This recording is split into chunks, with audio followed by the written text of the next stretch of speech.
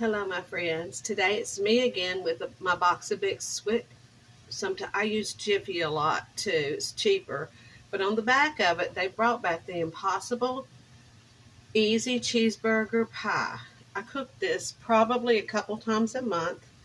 I normally use the Jiffy, but I got the Bisquick because I'm going to be making sausage balls for the holidays this month.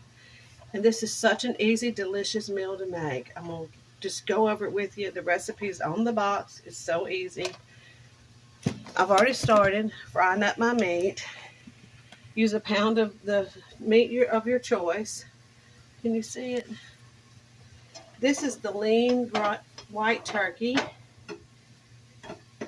And you're going to saute. Since it's so lean, I did have to put a little olive oil in it and saute, of course, my onions. But this lean is so dry, you have to, add a little more olive oil. But if you're using beef, depends on the grade of it. If it's lean beef, you might need to add a little olive oil. If it's not, you probably don't have to add any oil. And yes, I did add bell pepper, a sweet pepper to it. Just because I've had it, I have it, and it was just an extra vegetable to put in there. But it calls for just one onion, chopped onion sauteed. And I've been went ahead and cooked this down because my meat was frozen, so it was really hard to kind of get this. I don't know if you've ever tried the really lean turkey from frozen to cook. It's really hard. What I like to do, it calls for just salt and pepper, but instead of so much salt, I add like a little garlic powder. I don't use as much of that, but I use more of the onion powder. I use the onion powder, not the onion salt, because we're all older and we all have low blood pressure medicine. You try not to use as much salt. Plus the cheese has salt in it. Stir that around. I didn't want to bore you with me chopping everything up. There's enough. I love to watch people chop stuff, though. I think it's soothing or something. And I wanted to just get right to the recipe, so that's why I went ahead and got here. I always add some pepper, and of course, I don't have the grinder. I just have the normal stuff. It'd be cool to get a pepper grinder. Those are cool. Maybe if I ever get monetized in another world. Oh, my tea's pulling.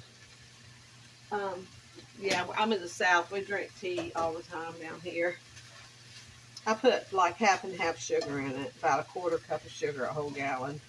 But this looks really good. I don't know if you can see the meat. I'm going to try to, I'm not a camera expert. But while that's cooking,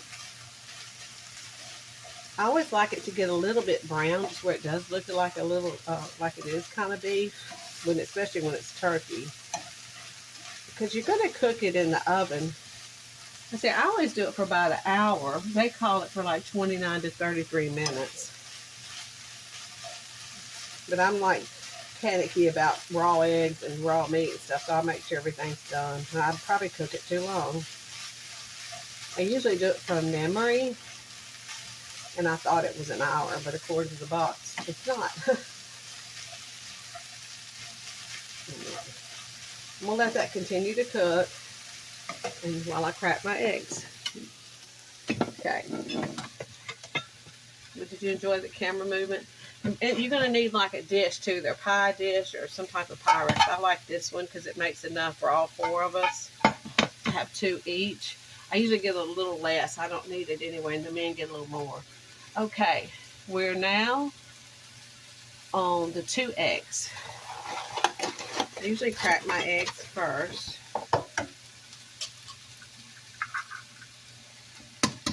It got a little white in it, so let me get that out of there. A little shell. Also weird, I don't like this. I don't know, with that little white thing in there, I just do not like that. So I always take that out. And it comes to find out, I never knew it. My mother did it too. Now my dad does. It's kind of funny. So now I've lost the shell. There's the shell. Figures. I never dropped a shell in there, but that one time I did. You're going to beat your eggs. Now you're going to add 1 cup of milk.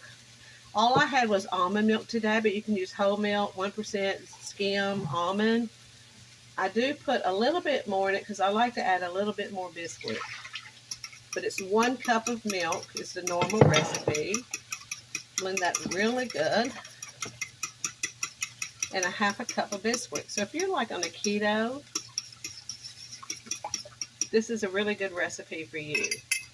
I put a little bit more Bisquick in it just because I like a little bit more in it. But normally it's 1/2 cup of Bisquick. You're going to blend that up really good. You can put it in a blender, which I've done many times. I don't know what happened to my whisk. I think it broke. See if I can find it.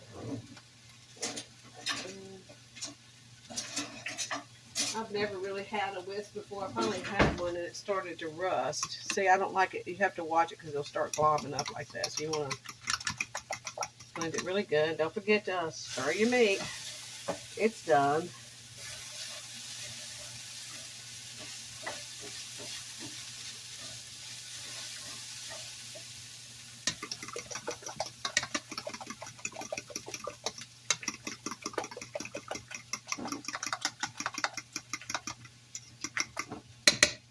Okay, now I'm going to spray the bottom of my pan.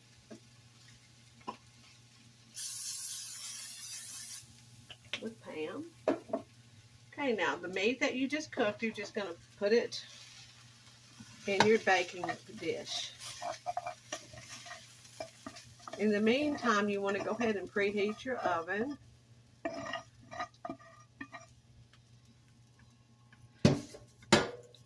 To 400 degrees.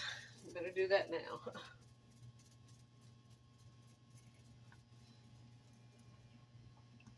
This old spatula I'm using, I've had probably since I've been married. It's cracked in the middle and shapes like that, but it's still always the same one I always reach for. But you're going to just spread that out around really nice and even in your dish. And now you're going to get 8 ounces of sharp, I use sharp cheese. It just calls any cheese, but I like the extra sharp because it does give it a better flavor. This is a 16 ounce. I'm only going to use about half of it. You're just going to kind of spread it. It's almost like a quiche over your dish.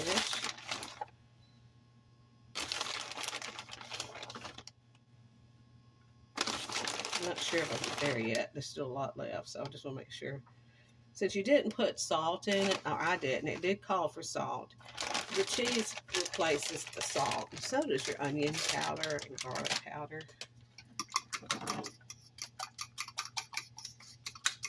Make sure that's blended good. And you're just going to pour that now on top of your, try to pour it the best you can. It does run out, so you want to kind of pour it the best you can over it. And it doesn't look like that's going to do much, does it? But what happens, it rises to the top where you have the meat on the bottom and the cheese and the Bisquick on the top. It's like a little, it's like a quiche. Then we'll put this in the oven for 400 degrees and I'll show you what it looks like when it's done.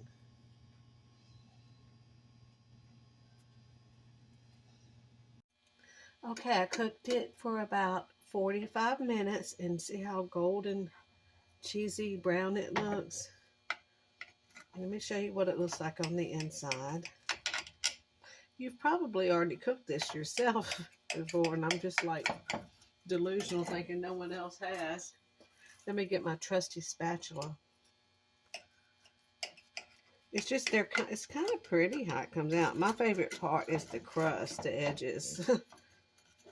It seems like the cheese likes to get all good and yummy there.